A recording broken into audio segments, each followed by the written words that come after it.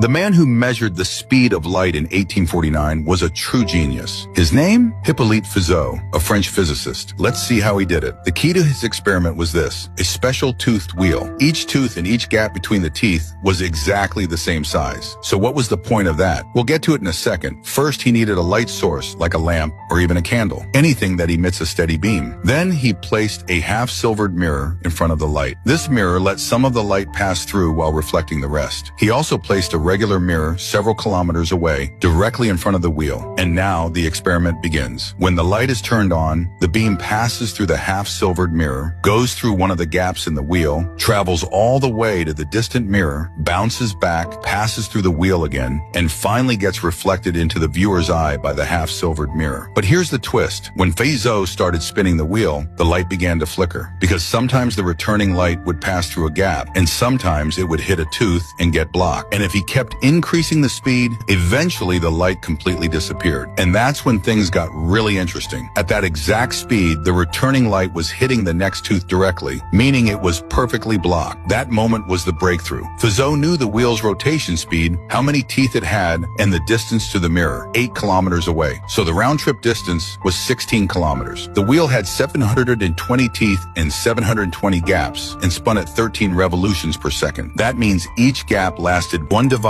by 18,720 seconds. Using that, he calculated the speed of light to be 299,520 kilometers per second. And that's incredibly close to the real value we know today.